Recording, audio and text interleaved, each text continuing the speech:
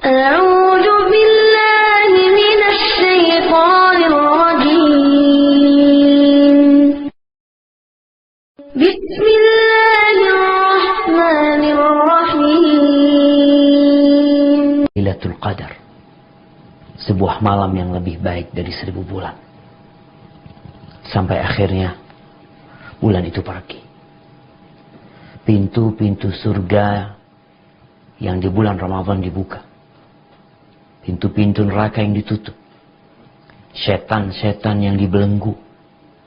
Penyeru-penyeru kepada kebaikan yang setiap malam menyeru agar kita berbuat baik.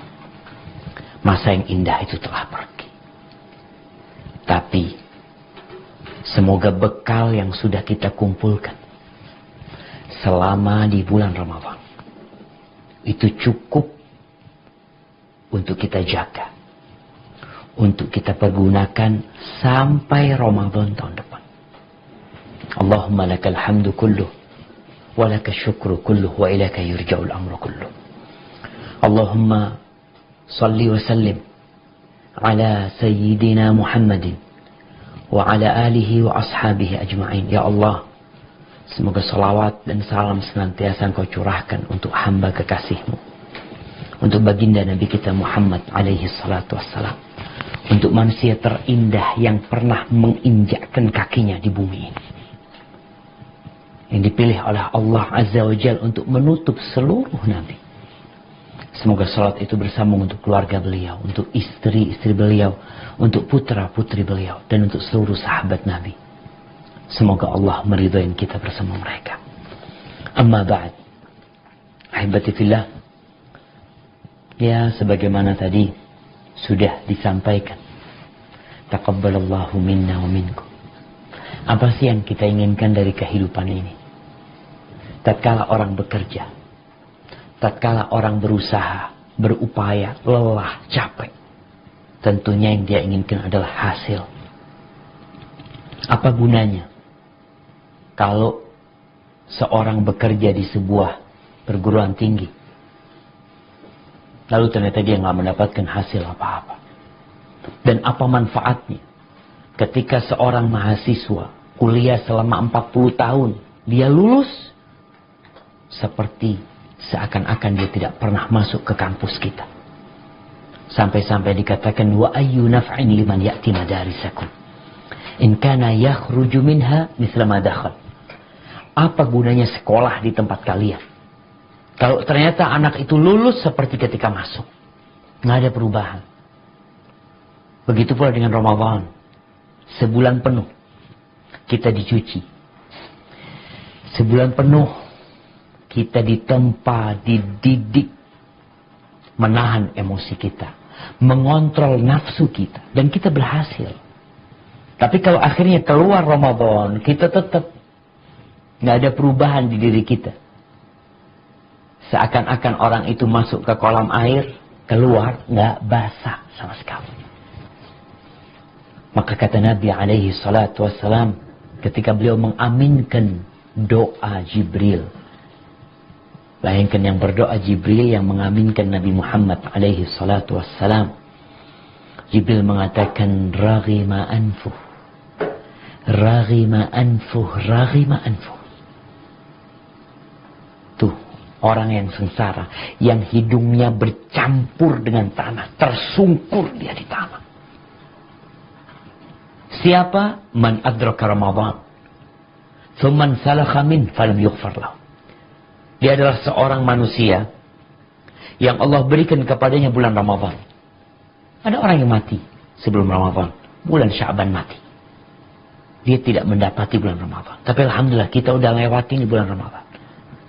Apakah kepantas kita mendapatkan ucapan selamat? Dikatakan selamat Idul Fitri ya. Taqabbalallahu minna wa minkum. Pantaskah kita mendapatkan ucapan itu? Minal aidin wal faizin. Kita lihat hadis Nabi SAW. Jibril mengatakan celaka seorang sengsara mereka yang mendapati bulan Ramadan kemudian keluar selesai Ramadan, dosa-dosanya nggak diampuni. Ini celaka. Nggak pantas kita ucapkan minal aidin wal faizin. Nggak layak. Bahkan termasuk meledek, mengejek, membuli teman kita. Nggak puasa, lalu kita ucapkan taqabbalallahu minna wa minkum.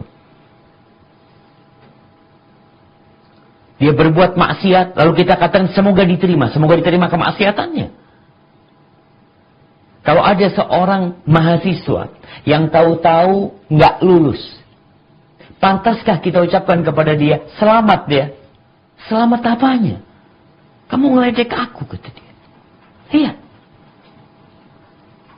Makanya ucapan taqabbalallah minna wa minkum. Ucapan minal aidin wal faizin. Kepada siapa kita mengucapkannya? Kepada yang lulus.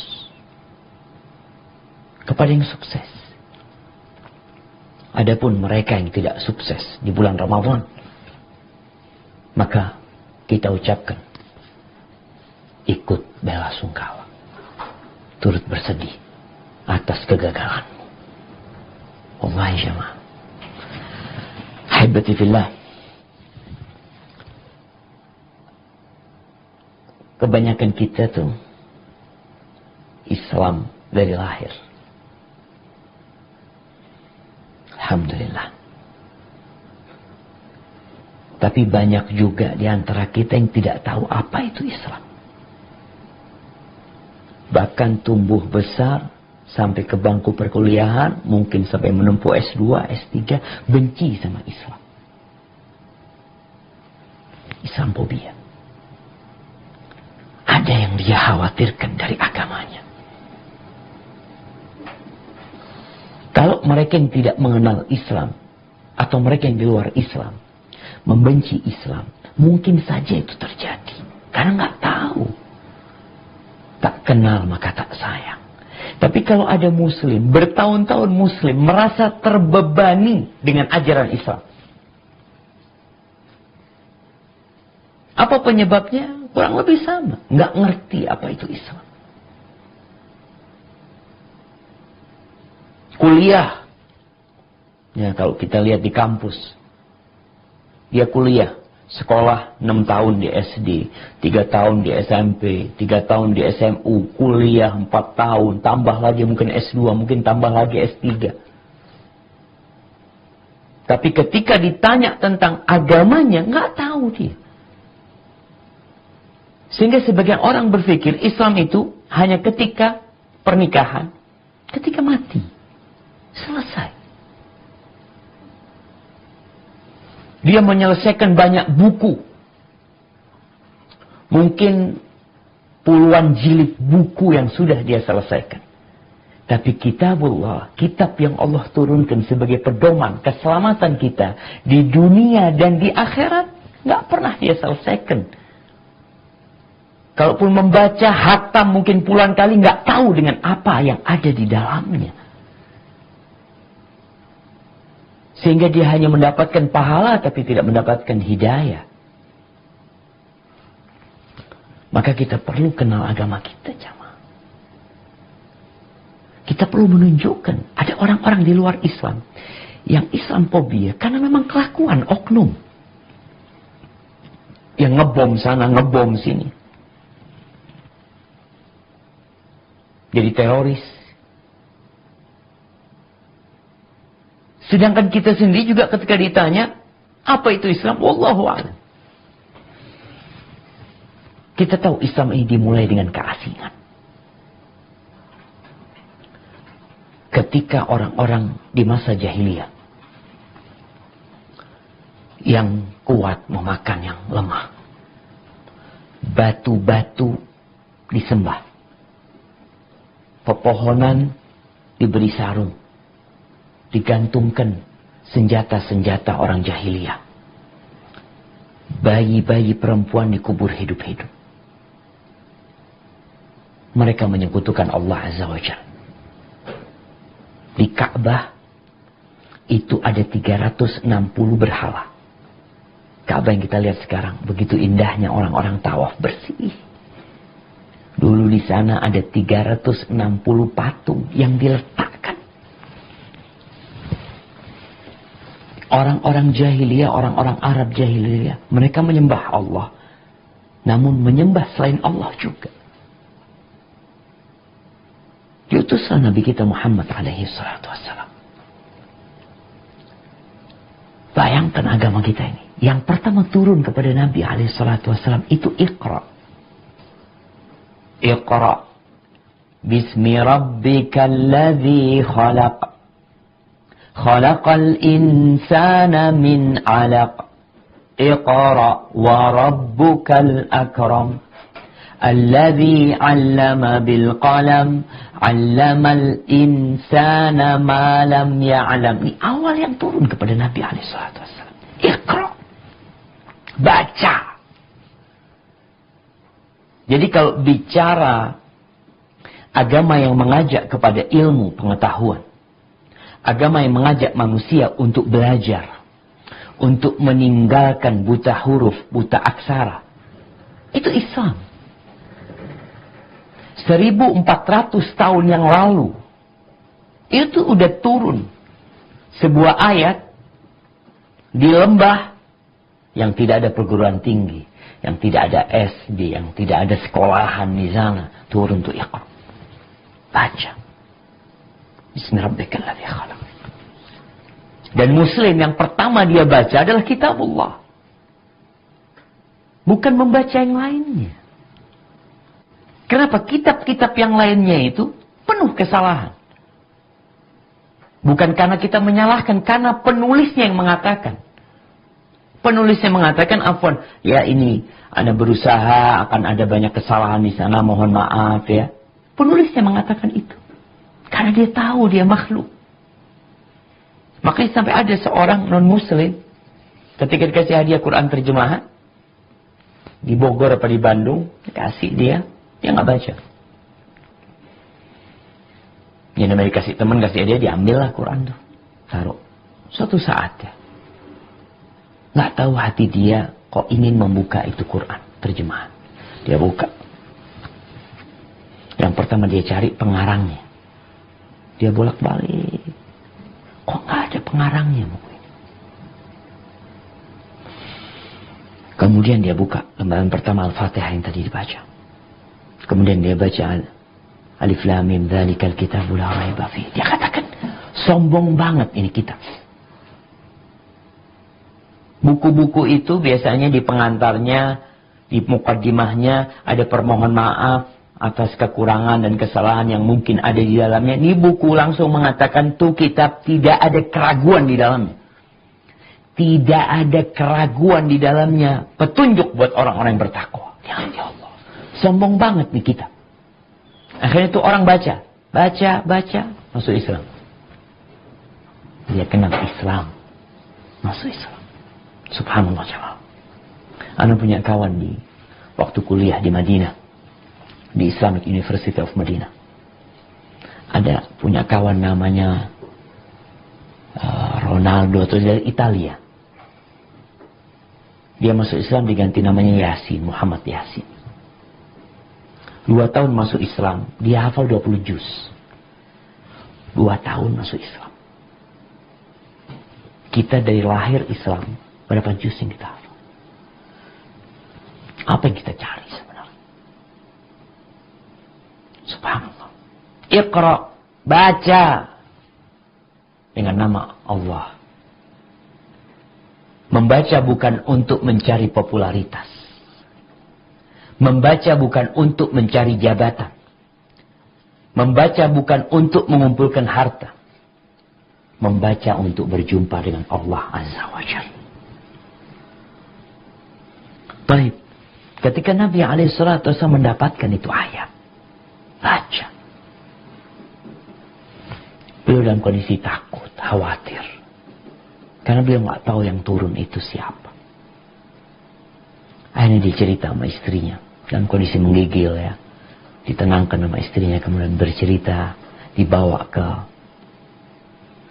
ke sepupunya Khadijah. Waraqah bin Naufal. Kemudian ceritalah. Nabi SAW. Apa kata Waraqah bin Naufal? Yang notabene dia Nasrani. Dia mengatakan. Innahu lanamus alladhi nazala ala Musa. Yang turun kepadamu itu adalah malaikat yang pernah turun kepada Nabi Musa alaihissalam. Engkau Nabi. Lalu Waraqah mengatakan, laitani kuntu jaza'an hina yukhrijuka qaum. Andai kataku pada waktu kaummu mengusirmu dalam kondisi muda, gagah, sehingga aku akan membelamu mati-matian. Lalu Nabi mengatakan nih, baru turun ayat pertama, mendapatkan informasi kalau ternyata dia akan diusir oleh kaumnya. Lalu Nabi berkata, awa mukhriji ya qaumi sallallahu alaihi wasallam, apakah kaumku akan mengusirku? Qala ma min ahadin ata bimithli ma ji'ta bihi illa udi. Enggak ada satupun manusia yang membawa seperti apa yang engkau bawa, melainkan dia akan dimusuhi. Dimusuhi. Subhanallah. Dan betul, Nabi dimusuhi, dicaci maki, disakiti, sebagian sahabatnya mati dibunuh oleh orang-orang musyrikin. Apa sih salahnya mereka?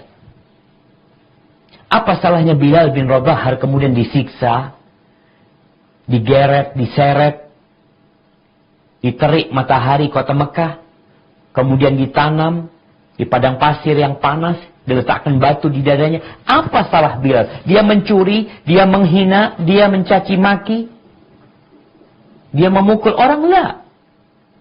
Karena dia mengatakan la ilaha illallah. Karena dia mengatakan tiada yang berhak disembah kecuali Allah Azza wa Jalla. Ada banyak Tuhan yang disembah di muka bumi ini. Ya. La ilaha, nggak ada Tuhan yang benar kecuali Allah Azza wa Jalla. Disiksa. Apa dosanya seorang wanita? Kalau bicara wanita, mungkin kita banyak nggak kenal sama perempuan ini. Kita banyak mengenal wanita-wanita yang muncul di televisi, yang mendapatkan Nobel dari berbagai instansi di dunia ini. Ada seorang wanita namanya Sumayyah binti Khabbah. Dia itu disiksa sama suaminya, sama anaknya. Disiksa, ditaruh di tanah, diikat kaki dan tangannya, dipukuli agar dia keluar dari la ilaha illallah. Dia tetap mengatakan la ilaha illallah. Diambil tuh tombak oleh Abu Jahal, ditusuk di kemaluannya sampai tewas. Siapa yang kenal sama perempuan ini? Yang kemudian disebut sebagai pahlawan. Banyak di antara kita nggak tahu. Kita banyak kenal pahlawan-pahlawan di negeri kita. Tapi mereka yang berjuang demi sampainya la ilaha illallah kepada kita, kita lupa. Tahun kelima kenabian, setelah 5 tahun berdakwah, Nabi alaihissalatu menyampaikan agama ini. Sebagian sahabat hijrah meninggalkan kota Mekah. Kemana mereka pergi? Mereka pergi ke Habasyah, ke Ethiopia. Di sana penduduknya beragama Nasrani. Rajanya Najasyi disebut. Nggak ada orang ke sana yang dizalimin. Berangkatlah nih Ja'far bersama puluhan para sahabat meninggalkan kota Mekah, berangkat ke Habasyah. Ya udahlah. Apa tujuannya? Agar mereka bisa beribadah dengan bebas. Kebebasan beragama yang mereka inginkan. Ya udah. Sampai ke Habasyah. Apakah orang-orang Mekah puas dengan apa yang mereka dapatkan? Tuh orang-orang udah meninggalkan rumahnya, meninggalkan kekayaan mereka, udah meninggalkan kota Mekah, kita selamat dari mereka? Enggak. Karena permusuhan mereka bukan karena urusan dunia, tapi karena urusan agama. Sehingga dikirimlah oleh orang-orang musyrikin 2 orang. Salah satunya adalah Amr bin As, untuk mengembalikan orang muslim yang ke Habasyah, untuk dibalikan ke Mekah. Kenapa? Mau diapain sama kalian? Ada kebencian mereka. Berangkatlah ke Habasyah. Berjumpa sama rajanya, dia bawa harta yang banyak ya, kulit-kulit yang bagus dia hadiahkan kepada pendeta-pendeta, dia bawa ke rajanya juga untuk sogok ini. Agar raja dan dapat dukungan dari para pejabat negara mengembalikan orang-orang Islam ke kota Mekah. Apa kata Amr bin Asu? Ada orang-orang melarikan diri dari kampung kami. Mereka itu orang-orang yang mencaci maki Tuhan kami. Mereka datang ke tempat kalian dan tidak masuk ke agama kalian. Mereka adalah orang-orang jahat. Disebutkan semuanya fitnah. Dan ada yang benar dari ucapan mereka. Memang mereka keluar dari agama musyrikin dan mereka tidak masuk ke Nasrani. Akhirnya dipanggillah orang-orang Islam ini. Karena ada laporan. Najasyi, Masya Allah, dia adalah raja yang adil dan bijaksana. Kemudian dia masuk Islam. Akhir dia ingin mendengarkan dari kedua belah pihak. Dipanggillah orang Islam. Datanglah orang-orang Islam. Di situ ada jubirnya Ja'far bin Abi Thalib. Kemudian ditanya Ja'far, apakah yang disampaikan oleh mereka ini benar tentang kalian? Apa kata Ja'far? Ja'far mengatakan, Ayyuhal Malik, wahai raja. Dia cerita kemudian. Dia tidak membantah ucapan orang-orang yang menfitnah mereka. Tapi dia ingin menjelaskan apa itu Islam. Ini kita Anda sampaikan tadi, banyak di antara kita nggak tahu apa itu Islam. Lahir Islam, menikah Islam, mati Islam, nggak tahu Islam itu apa.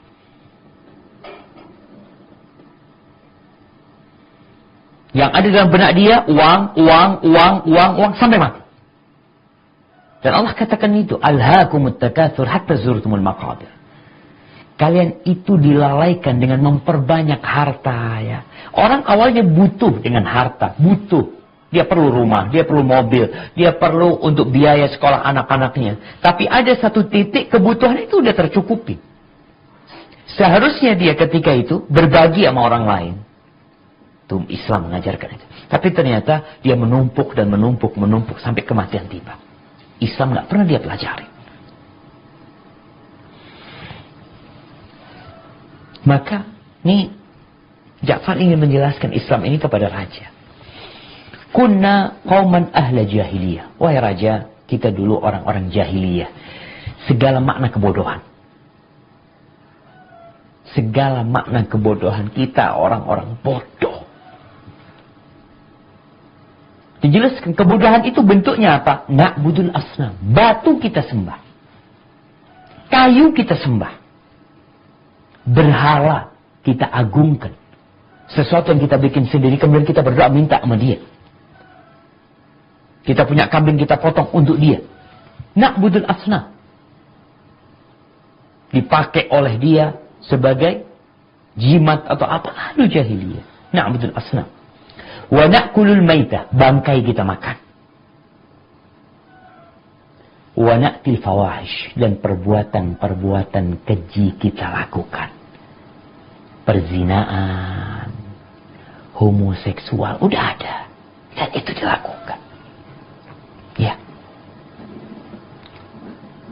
Bayi-bayi perempuan dikubur hidup-hidup. Wa naqta'ul arham, dan kita memutus tali silaturahim. Jahiliyah. Wa nusi'ul jiwar, dan kita berlaku buruk sama tetangga. Kita diperintahkan untuk berbuat baik sama tetangga. Ini berlaku buruk. Orang jahiliyah seperti itu. Ambil hartanya tetangga. Tidak menjaga kehormatan tetangga. Wa ya'kulul qawiyyu minnad dha'if. Kondisi jahiliyah. Yang kuat makan yang lemah. Kalau bicara ekonomi seperti itu yang terjadi. Kalau bicara sosial, ya kita lihat tadi. Silaturahim diputuskan, tetangga ya, perzinaan di mana-mana, bicara seks bebas ya sudah terjadi di masa itu. Kalau bicara secara agama ya berhala diagungkan. Hatta ba'atsallahu ilaina rasul. Sampai akhirnya Allah itu mengutus kepada kami seorang rasul. Seorang utusan. Minna. Rasul itu dari kita. Bukan orang dari kota lain, bukan. Bukan dari negeri lain, bukan. Dari negeri kita. na'rifu nasabahu. Kita tahu dengan nasabnya, anaknya siapa dia. Bukan hasil zina, bukan. Kita tahu sama bapaknya, kita tahu sama ibunya, kita tahu sama kakeknya, kita tahu sama neneknya. Jadi kalau bicara orang ini, jelas orang itu. Wasidqahu, dan kita tahu kejujuran dia. Artinya, Nabi SAW menjadi Nabi di umur 40 tahun. Selama 40 tahun itu, beliau itu dikenal di kota Mekah Al-Amin. Seorang yang jujur, yang amanah. Wa amanatahu, kita tahu amanahnya orang ini. Subhanallah jamaah. Orang Mekah itu tahu. Sebelum jadi Nabi, bahkan tahun 35 kenabian, 35, ketika umur Nabi SAW umur 35 tahun, di kota Mekah itu pernah hendak terjadi banjir darah, peperangan. Apa yang menyebabkan banjir darah itu tidak terjadi? Datangnya Nabi Muhammad SAW, belum jadi Nabi. Mereka ribut tentang siapa yang mau meletakkan Hajar Aswad. Di Mekah itu nggak ada raja, nggak ada presiden, nggak ada gubernur. Bayangkan gimana Allah menyebut Mekah itu Al-Baladul Amin, negeri yang aman. Padahal nggak ada raja, nggak ada gubernur, nggak ada presiden, nggak ada bupati, nggak ada. Ini salah satu keutamaan kota Mekah. Pada masa itu subhanallah, semua kabilah punya pemimpin, tapi satu pemimpin nggak ada. Ketika mereka ribut, tiap kabilah merasa mereka yang lebih berhak untuk meletakkan Hajar Aswad itu, 3 hari mereka nggak tidur, bersih tegak, sampai sebagian kabilah sudah mencelupkan tangannya di air, di darah, mengusapkan ke dirinya untuk bersumpah siap mati. Setelah 3 hari mulai reda ya emosi mereka. Akhirnya salah satu ngatakan, udahlah kalian ribut terus gimana nih, udah kita jadikan orang yang pertama masuk ke Masjidil Haram, dia sebagai penengah di antara kita. Ya udah, tunggu sama mereka. Tunggu tahu datang orang, dilihat. Siapa yang datang? Muhammad ibnu Abdillah. Apa kata mereka? Robina bil amin, Robina bil amin. Kita ridho al-amin, orang yang amanah ini untuk menjadi penengah di antara kita. Akhirnya kekacauan itu hilang. Nih, kalau kita ingin kekacauan itu pergi, kita ingin pertikaian itu hilang, kembali kepada Al-Amin.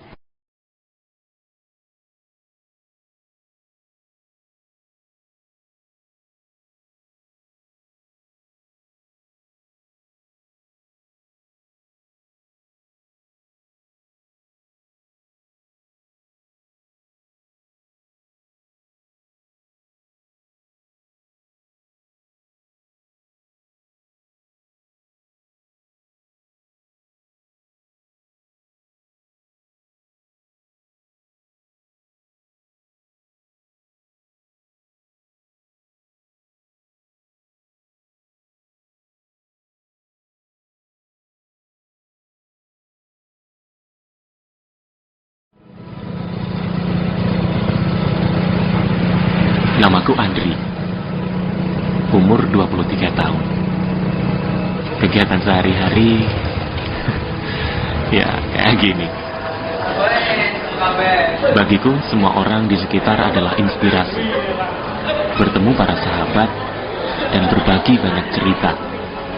Ya, pernah sih melamar pekerjaan, tapi nggak ada hasilnya. Hingga akhirnya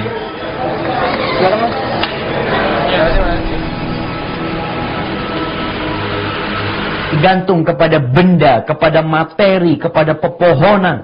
Karena sejatinya mentari yang terbit dari timur tenggelam di barat. Bintang-bintang yang menghiasi langit dunia. Itu Allah yang menciptakannya. Kenapa lalu menyekutukan Allah Azza wa Jalla? Nabi itu ngajak kami untuk mentauhidkan Allah. Wa amarana bisidqil hadis. Awal setelah tauhid, Ja'far menceritakan, kita diperintahkan untuk jujur. Nggak ada hoax. Muslim itu nggak berdusta. Jadi kalau bicara engkau Muslim, kemudian engkau menyebarkan hoax, engkau berdusta, kayaknya ada yang salah dengan keislamanmu. Karena yang diperintahkan pertama sidqul hadith, setelah mentauhidkan Allah dalam ceritanya Ja'far ini. Wa ada'il amanah. Nih, kalau ada Muslim korupsi, ya kalau kita lihat orang-orang dikasih amanah kemudian berkhianat. Islam itu awal yang diperintahkan menunaikan amanah. Itu Islam. Kemudian wasilaturrahim, dan menjaga silaturrahim. Sekedar ingin meluruskan. Jadi kalau tadi acara seperti ini disebut silaturrahim, mungkin kurang tepat. Mudah-mudahan Anda nggak salah. Karena apa? Silah itu artinya menyambung. Rahim itu artinya rahim. Menyambung rahim. Artinya menyambung hubungan dengan orang-orang yang punya hubungan rahim. Yang punya hubungan kekerabatan. Kenapa anak ingin meluruskan ini? Ada di antara kita yang kawannya banyak. Kawan di tempat kerjanya banyak. Kawan di kampus banyak. Kawan di kantor banyak. Masya Allah. Tapi hubungan dia sama kerabatnya, sama sepupunya, sama pamannya, sama anak pamannya, itu buruk. Maka kalau engkau ingin tahu artinya silaturahim adalah berbuat baik, menjalin hubungan baik dengan orang-orang yang punya hubungan rahim. Jadi mungkin terjemahannya berbuat baik kepada kerabat. Bukan berarti kita sama orang lain nggak berbuat baik. Berbuat baik kita sama tetangga, sama kawan, sama masyarakat. Tapi ada perintah khusus.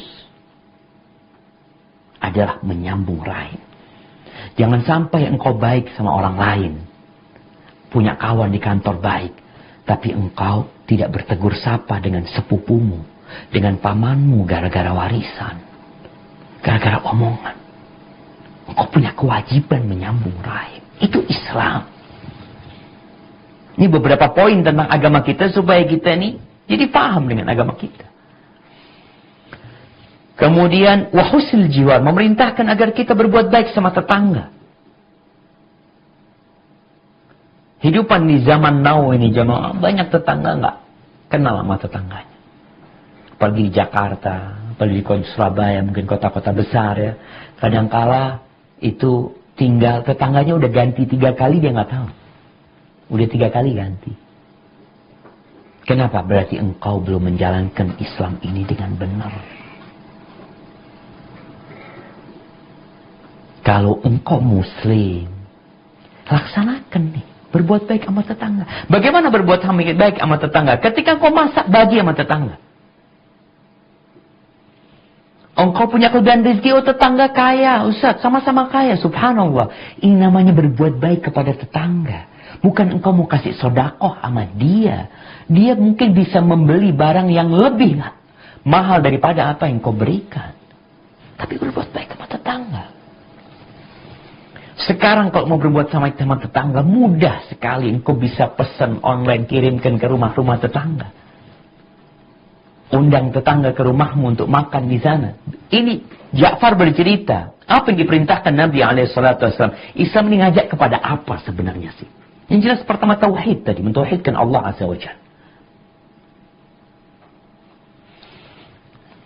Kemudian wal kaf anil maharimud dima. Dan dia melarang kita.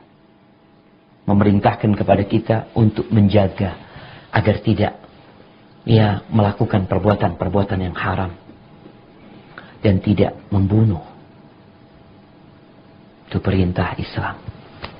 Wa nahana an mali yatim, dan melarang kita jangan sampai kita makan hartanya anak yatim.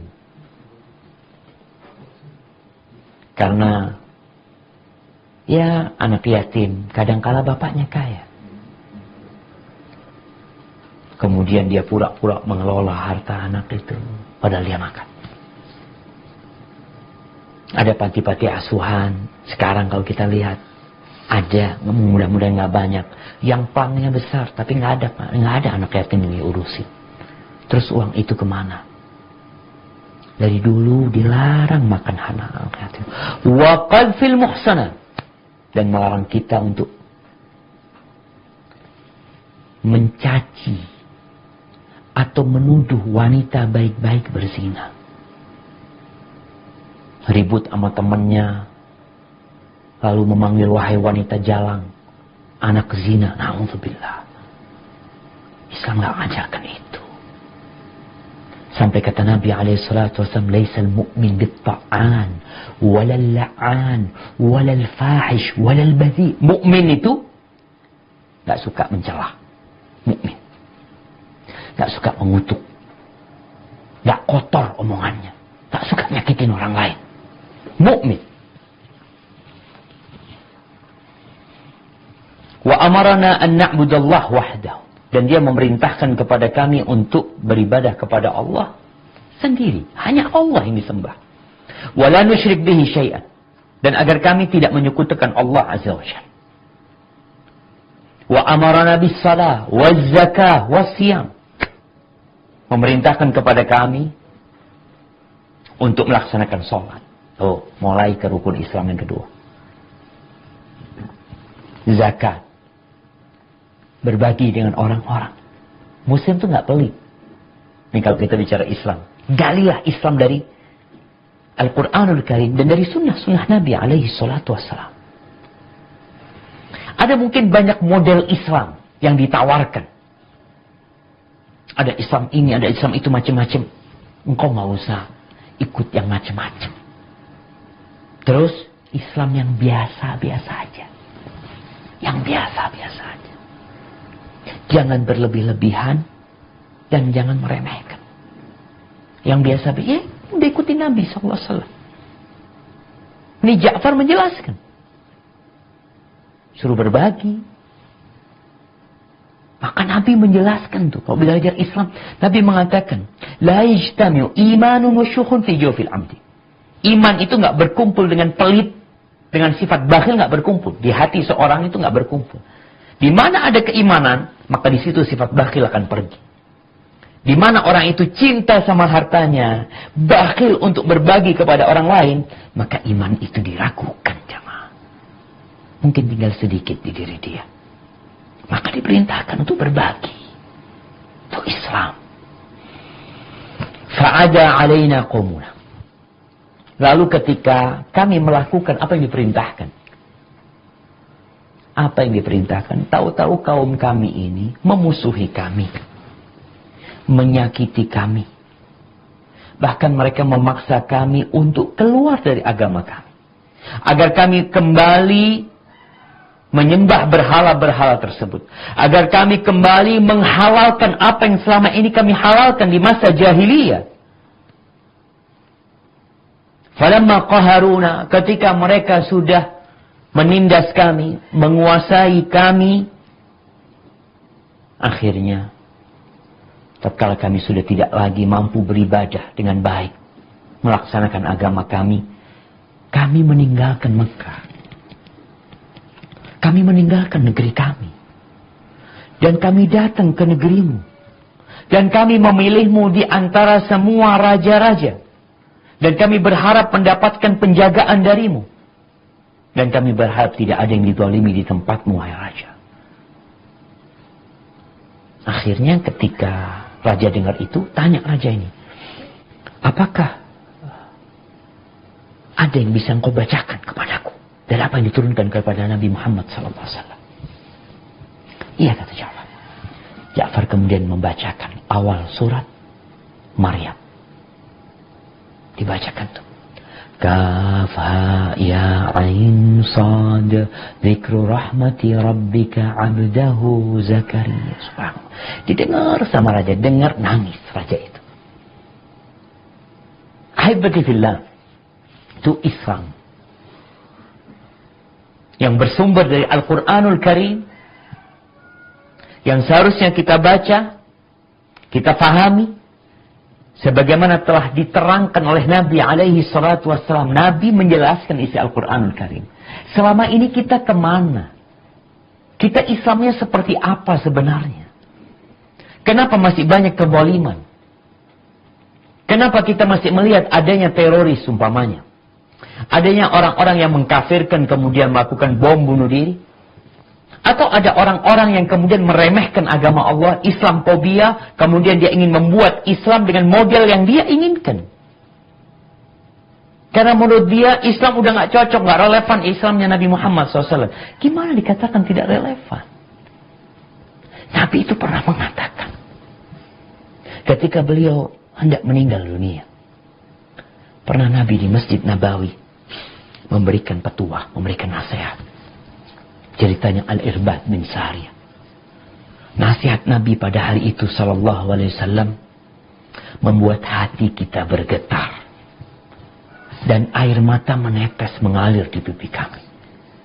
Lalu kita berkata kepada Nabi alaihi salatu wasallam, "Ya Rasulullah, ka'annaha mau'izatu muwaddi'." Wahai Nabi, wasiatmu ini seakan-akan wasiat orang yang mau berpisah, yang mau meninggal dunia.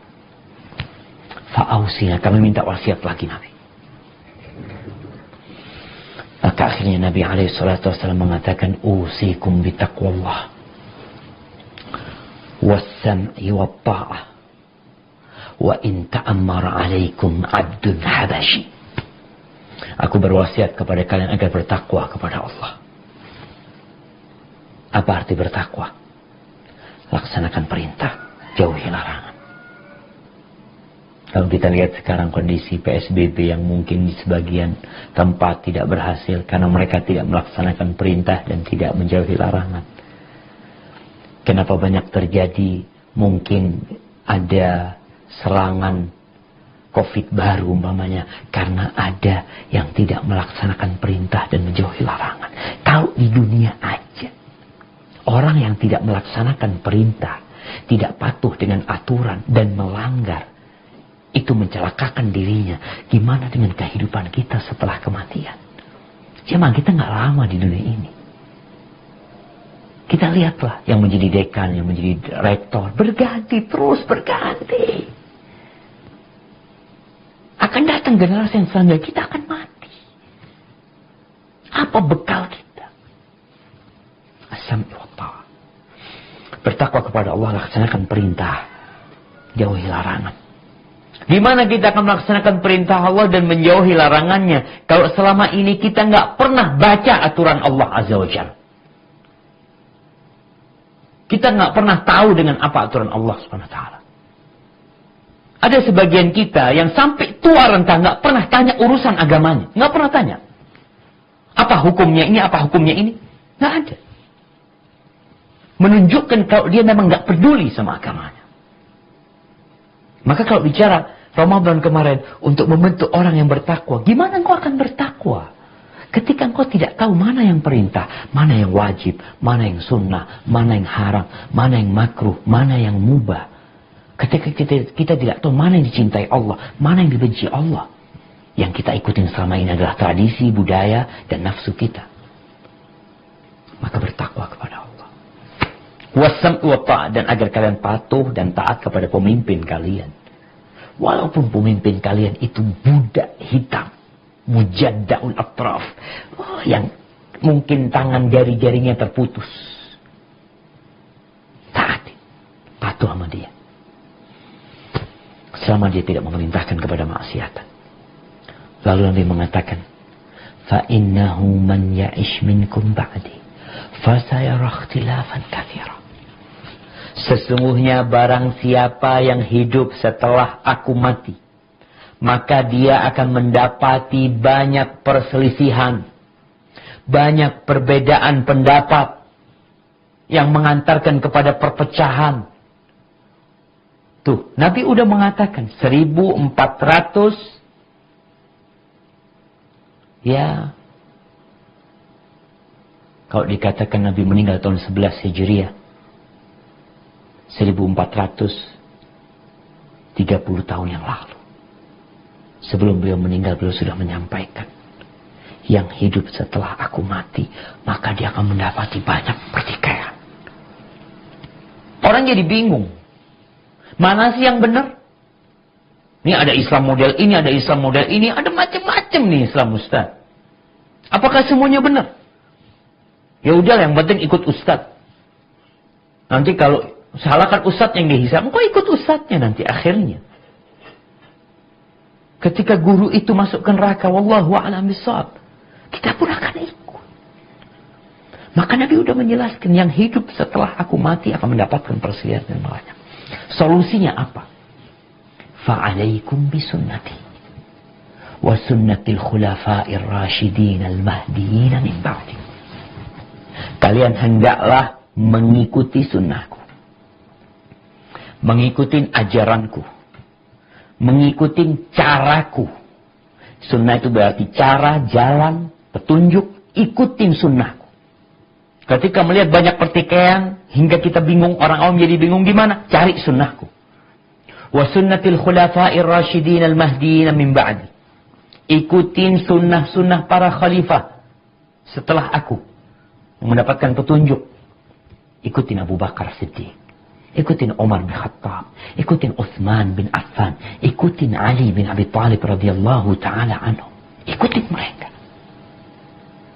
Tamassaku biha. Kalian cari sunnahku, dapat, pegang. Apa cukup dia pegang? Nggak cukup. Kenapa nggak cukup? Karena ada yang mau narik darimu. Ada yang mau merampok apa yang kau pegang. Ada yang mau membegal dirimu. Ada yang mencopet. Engkau pegang, kemudian gigit dengan gigi geramu. Adu alaiha bin nawajib. Gigit dengan gigi geramu. Sekuat-kuatmu. Sehingga ketika tanganmu tidak mampu memegang kembali, ya engkau pertaruhkan nyawamu. Wa iyyakum wa muhdatsatil umur. Kalian berhati-hati. Tinggalkan perkara-perkara yang baru dalam urusan agama ini. Karena orang bingung. Semua orang bilang boleh. Katanya nggak apa-apa. Katanya bagus. Hati-hati. Ikutin sunnah. Yang baru-baru tinggalkan. Fa inna kulla muhdatsatin bid'ah. Hal-hal baru dalam urusan agama yang tidak ada contohnya dari Nabi SAW, yang tidak sesuai dengan aturan Nabi SAW disebut bid'ah. Dan itu menyesatkan kita. Maka ahibati fillah, nih saatnya kita kembali ke agama kita. Tapi berat jemaah. Di masa seperti ini, Rasulullah SAW, kalau dulu para sahabat disiksa sampai mati karena berpegang teguh dengan agama, berpegang teguh dengan sunnah Nabi SAW, sampai akhirnya Bilal disiksa, Sumayyah tewas, sebagian hijrah ke Habasyah, dan pada akhirnya Nabi kita Muhammad SAW sendiri diusir dari kota Mekah. Beliau hijrah menuju ke kota Madinah An-Nabawiyah. Hari-hari itu akan kembali. Sampai Nabi mengatakan alaihi salatu wassalam, fa inna min waraikum ayyamas sabr. Di belakang kalian itu ada hari-hari yang penuh dengan kesabaran. Fa inna min waraikum ayyamas sabr. Ada masa yang kita perlu sabar. Obatnya sabar. Obat lain yang sabar obatnya. As-sabru fihi mithlu qabdin al-jamr. Orang yang bersabar pada hari-hari itu seperti orang yang memegang bara api. Pernah kita pegang bara api. Kau akan luka bakar. Kalaupun kau lempar itu bara api, biasanya masih akan ada sakit di tangan. Kau rasakan itu. Seperti itu orang yang bersabar. Tapi pahala mereka, kata Nabi SAW, lil amil fihim mithlu ajru 50 rajulan ya'maluna mithla amali. Orang yang beramal pada hari itu, yang mempraktekkan agama Islam ini, mengamalkannya seperti yang diamalkan para sahabat dulu, dia akan mendapatkan pahala 50 kali lipat pahala orang yang mengamalkan. Para sahabat, ya Rasulullah, dapat 50 kali lipat. Ya Rasulullah, ajru khamsina minhum. Maksudnya 50 orang, 50 kali lipat dari orang-orang mereka. Enggak. Dari kalian. Berat, jemaah. Tapi kita tahu. Wa man ladzatu illa ba'da ta'ab. Kelezatan itu tidak akan datang kecuali setelah kelelahan. Wa ajma'atil uqala min kulli millah. Seorang alim ulama Ibnu Qayyim al-Jauziyah mengatakan telah bersepakat. Semua orang-orang yang berakal dari semua agama, dari semua sekte, dari semua aliran, ini kesepakatan orang-orang yang berakal. Mereka bersepakat atas apa? Mereka bersepakat annan na'im la yudraku bin na'im. Mereka bersepakat bahwa kenikmatan tidak mungkin dapat diraih dengan kenikmatan. Tak bisa. Kenikmatan diraih dengan perjuangan, dengan pengorbanan. Wa man athara raha fatathu raha. Barang siapa yang memilih hidup santai, maka dia akan ketinggalan hidup santai yang sebenarnya. Jadi kalau ada orang yang mungkin merasakan, kok susah Ustaz Islam yang benar ini ya. Kalau ngikutin sunnahnya Nabi SAW, kembali kepada Al-Quran, kembali kepada sunnah, sesuai dengan apa yang diamalkan para sahabat Nabi, berat Ustaz. Enggak berat. Lebih berat engkau kerja dari pagi, pulang sore hari. Engkau tiap pagi berangkat kerja, berkeringat. Kita lihat orang-orang. Kenapa di Jakarta sekarang mulai ramai lagi? Dengan kondisi COVID-19, sebagian orang nggak peduli dia. Yang penting aku makan. Kenapa itu terjadi? Kenapa mereka nggak merasa lelah? Kenapa orang-orang kampung yang berangkat ke Jakarta mengadu nasib, yang sebagian kerja sebagai tukang sampah, tukang rosokan, yang sebagian kerjanya sebagai kuli bangunan, yang hidupnya di bawah terik matahari, kenapa dia meninggalkan kampungnya, yang enak hidup di kampungnya, kemudian berangkat ke Jakarta, penuh resiko di sana? Kenapa dia lakukan itu? Ada sesuatu yang dia cari, yang membuat terik matahari itu tidak terasa panas. Ada sesuatu yang dia buru, yang membuat dia naik motor menempuh jarak ratusan kilo itu, dia tidak pedulikan. Itulah yang memotivasi orang untuk tidak capek dan lelah mengamalkan agama ini. Yang menyebabkan kita merasa berat dengan agama ini, merasa terbebani dengan ajaran-ajarannya, dengan aturan-aturannya, karena kita belum punya cinta sama Allah Azza wa Jalla. Kita belum punya cinta. Orang kalau melakukan kerjaan tanpa cinta, beban buat dia. Capek. Mahasiswa yang kuliah di mata pelajaran yang dia benci, subhanallah. Berangkat dari rumahnya dia capek. Belum di kelas, dari rumahnya udah capek. Sampai kampus tambah capek. Masuk kelas lihat tuh dosen tambah capek dia. Karena gak ada cinta dia. Gak faham sama pelajaran. Tapi tatkala ada cinta, subhanallah, berangkat dari rumahnya. Kenapa beda nih orang? Yang satu capek, yang satu senang. Karena dia cinta sama pelajaran tersebut. Dia cinta sama dosen yang menyampaikan.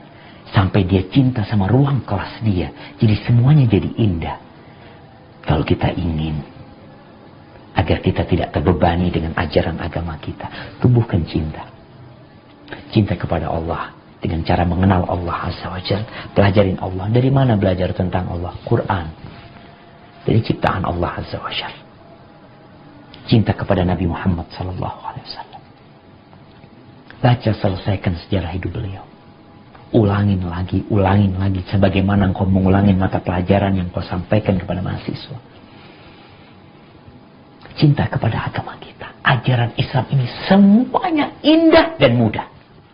Garis bawahi. Semua ajaran Islam itu indah dan mudah. Asalkan kita kembali kepada fitrah kita, bersihkan hati kita untuk menerima karunia ilahi ini. Hadza wallahu a'lam bishawab. Mungkin yang bisa Anda sampaikan kepada para dosen ya, para guru sebenarnya yang semoga harapan anak, setiap dosen, setiap pendidik itu bukan hanya sekedar menyampaikan materi pelajaran, tapi dia mendidik anak-anak untuk menjadi insan-insan yang bermanfaat di dunia dan di akhirat nanti. Kalau bicara doa, ya, ana ingin mewasiatkan di akhir sebelum memohon kepada Allah Azza wa Jalla, usahakan doa kita itu isinya bukan hanya dunia. Kebanyakan kita tuh Allah menyebutkan, faminan nas may yaqulu rabbana atina fid dunya. Ada sebagian manusia yang berdoa meminta kepada Allah di dunia. Sukses, sehat, lancar rizkinya, dunia. Isi doanya dunia. Wa ma lahum fil akhirati min khalaq. Akhirat enggak dapat apa-apa. Dunia yang engkau bangun engkau akan tinggalkan. Rumah yang engkau dirikan engkau akan tinggalkan. Kesuksesan yang pernah engkau raih selesai engkau akan tinggalkan semuanya. Jabatanmu akan ditinggalkan. Maka kalau doa, minta dunia dan akhirat. Dan porsinya akhirat lebih banyak. Ada sebuah doa yang Nabi SAW sering bacakan ya. Ketika beliau bermajelis ya. Beliau mengatakan, Allahumma qsim lana min khasyatika ma tahulu bihi bainana wa baina ma'asik.